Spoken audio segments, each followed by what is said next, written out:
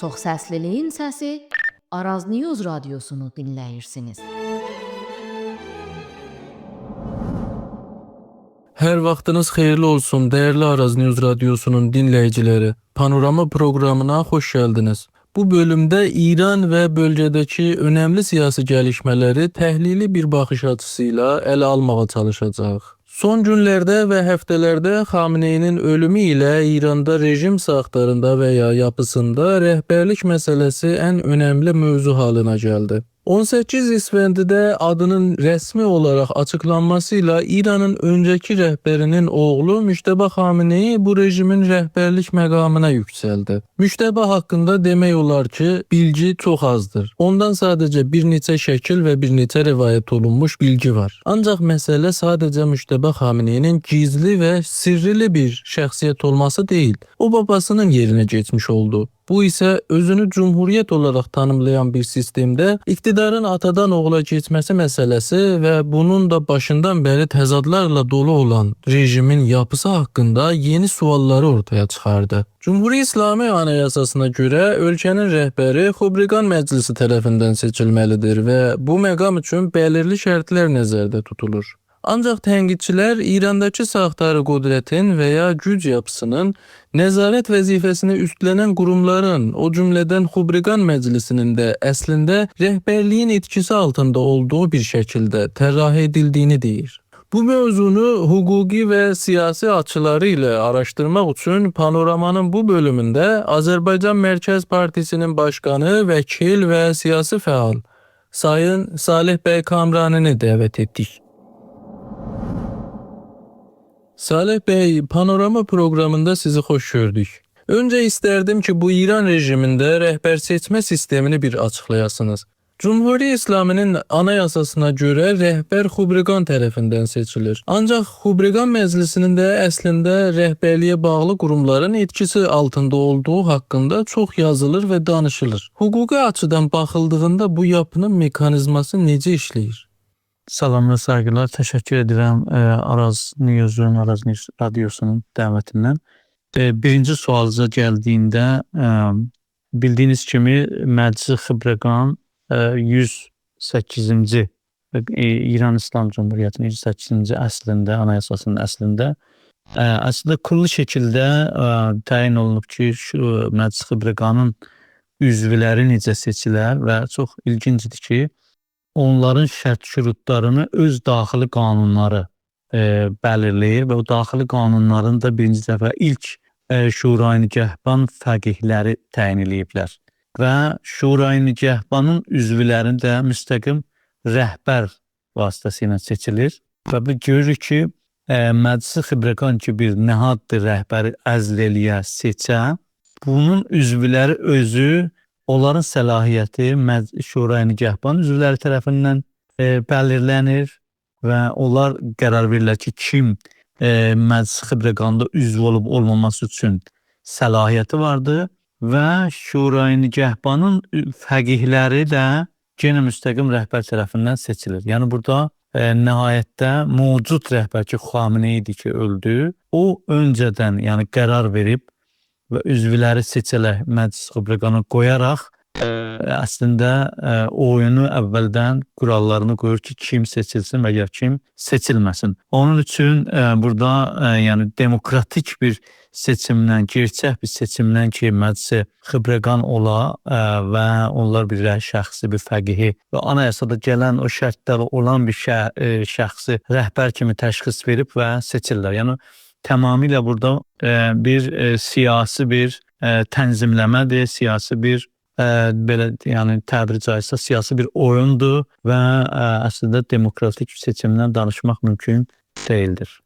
1357 inqilabının önəmli şüarlarından biri şahlıq və miras yolu ilə devam edən iqtidara qarşı çıxmaq idi. Əgər rəhbərlik atadan oğula keçərsə, bu durum inqilabın siyasi fəlsəfəsi və sistemin cumhuriyyət iddiası ilə bir təzadda girməzmi? Bunu öz içlərində necə tövcih edirlər?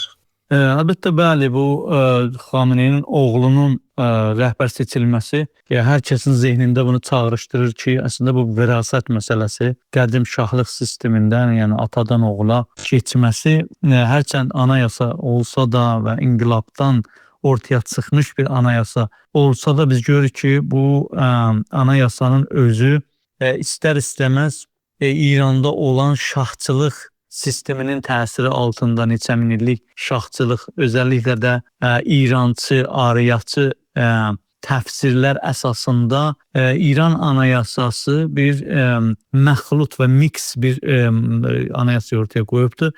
Bir yandan yeni anayasa, yeni hüquq əsası qurallarını çalışıb ki, bəzi yerlərdə ortaya qoysun, o cümlədən millət haqqını, məsələn, seçilmə, nə bilim, söz azadlığı falan. Bir tərəfdən də İslami və eyni halda İslami, yəni şiəçilik, İslami prinsipləri ciddi şəkildə sistem farsçılıq, ariyaçılıq sünnətlərinə dayalı olduğu üçün özünü o keçmiş sistemin zəhərlərindən qurtara bilməyibdi və bu gün də o şəkildə görürük ki, nəhayətdə həman o şahçılıq sistemi ona feki bir köynək geydirərək özünü göstərmədi. Əslində o inqilab ki olmuşdu, şahçılığa son versin. Əməldə biz görürük ki, dəyişən bir şey yoxdur. Sadəcə formular dəyişir, sadəcə bəyanlar dəyişir. Amma mahiyyət olaraq o virasətlə hakimiyyətin, gücün intiqal tapması özünü bu şəkildə göstərdi nəhayətdə. Sayın Salih bəy, Cumhuri İslami sistemində rəhbər eyni zamanda silahlı güclərin fərmandehidir və sipah ilə ordunun üst düzey fərmandehlərini təyin etmə yetkisinə sahibdir. Sizcə bugünkü şərtlərdə sipahın ümumiyyətlə rəhbərlik məsələsindəki rolu nə qədər bəlirləyicidir? Rəhbəri seçməkdə rolu varmı?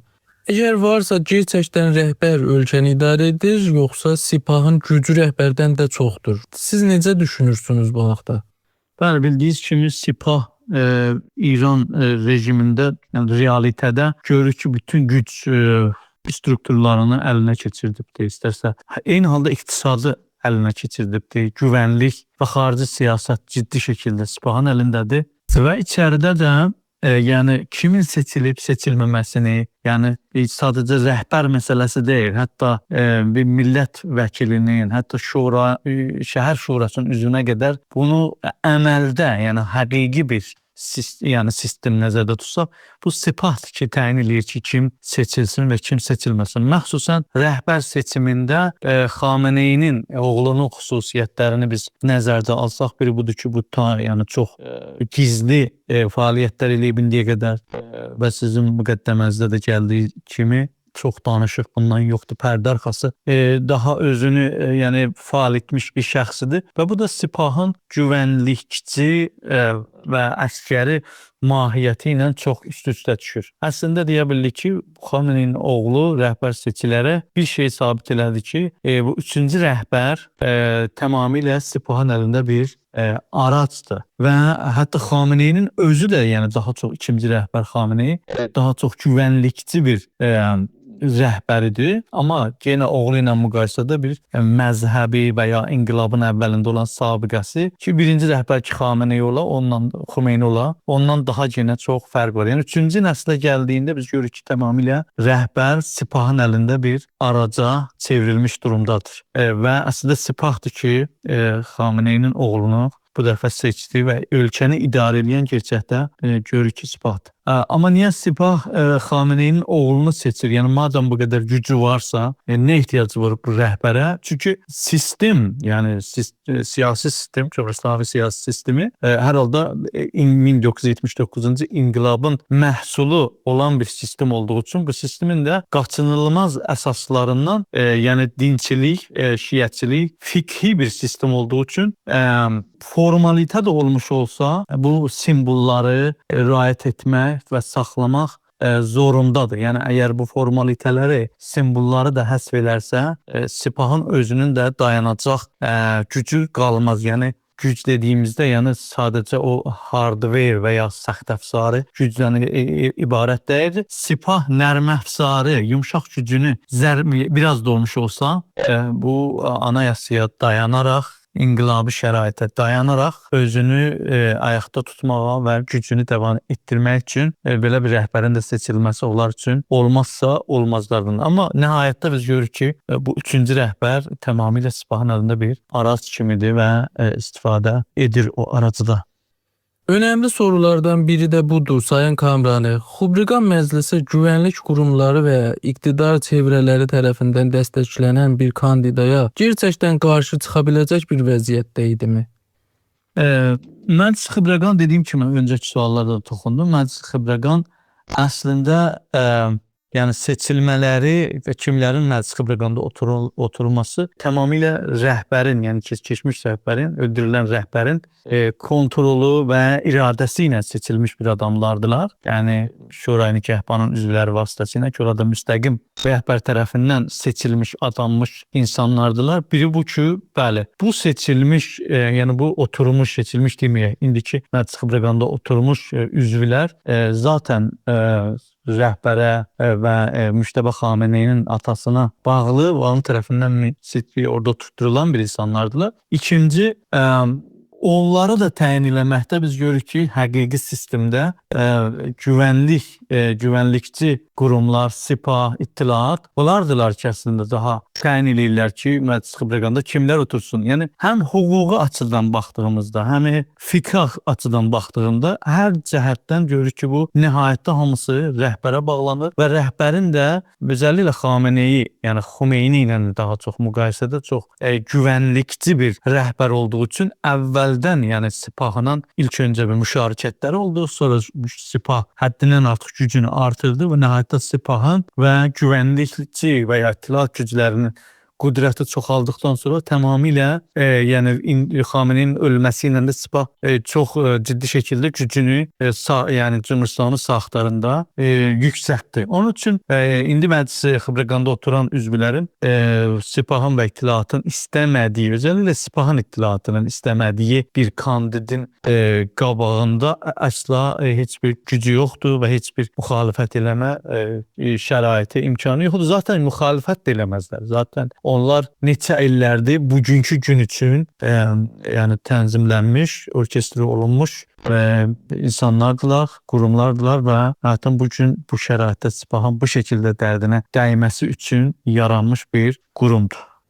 İllər boyu bəzi təhlilçilər İranda bir dəyişim olarsa rejimin daha sərt qanatı, yəni Sipahın doğrudan qüdrəti ələ keçirəcəyi haqqında xəbərdarlıqlar etdilər. Əslində bu gün hər kəsin zehnində dolanıb duran sual budur ki, gələcək günlərdə, həftələrdə və ya aylarda ölkəni nə gözləyir? Bu rejim Amerika və İsrail bombardımanları ilə yıxılacaqmı? İranda yaşayan xalqın taleyi necə olacaq sizcə? Doğrudur, bütün yəni öngörülər, təhlillər öz yerini tapdı və Sipah tamamilə demək olar ki, ölkənin qədərini həm siyasi, iqtisadi, güvənlik hamısını əlinə keçirtdi.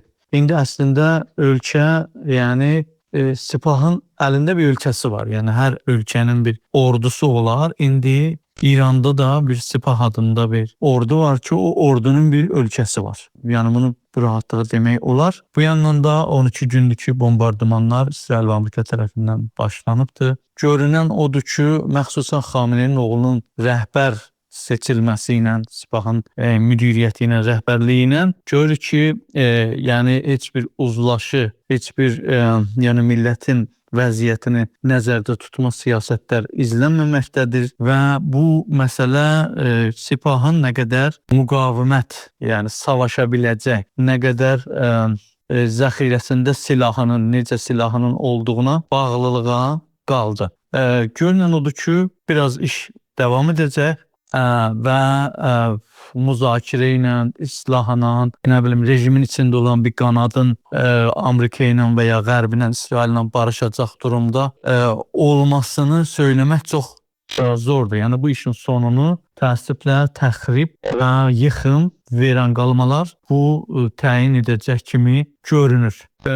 Xalqların, yəni millətlərin haqqını da bunlar uşaqlarına çatacaqdır, çatmayacaqdır. Bu da savaşın necə bitməsinə, nə qədər uzanmasına bağlıdır. İndiki şəraitdə ciddi bir söz demək mümkün deyil, amma əgər yəni bir ehtimal var, yəni rejimin, yəni rejim dediyimizdə indi savaşa sipah aparır. Əgər sipahı bir türlü təslim edə bilərlərsə, Amerika və İsrail və ölkənin yəni altyapısı dağılmadan, çünki bəzi xəbərlər gəlir ki, Trumpın dediyinə görə bəzi altyapı mərkəzlərini İsrail tərəfindən vurulmamasını istəmiş. Bunlar nişan verir ki, bəlkə sipahı təslim edə bilər. Yəni bombalarla sonki gəlişmələr əsasında təslim eləmə ehtimallarını düşündükləri üçün belə bir əmarələri ortaya qoyurlar. Amma bunu biz yaşayıb görəcəyik. Əgər o şəkildə olursa və rejimin içindən bir yəni praqmatist bir qanat və daha ölkə çox dağılmasın deyə əslində təslimiyyət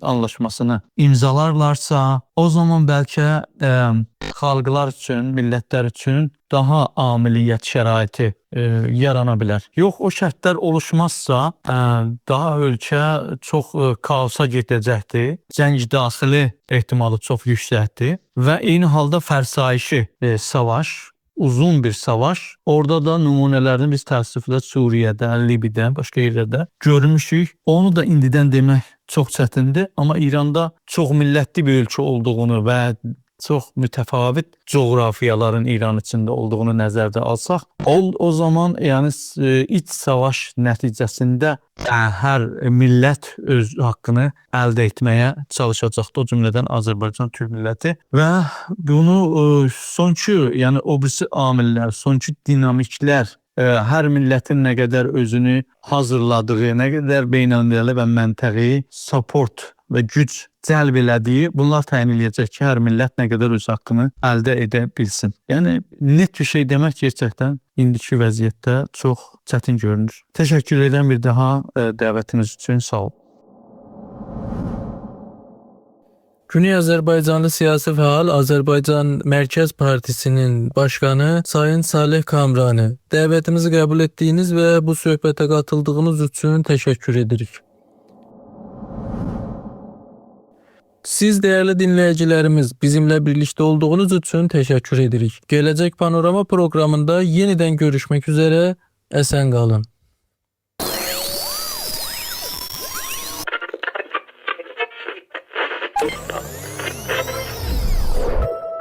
Çox səsliliyin səsi Araz News radiosunu dinləyirsiniz.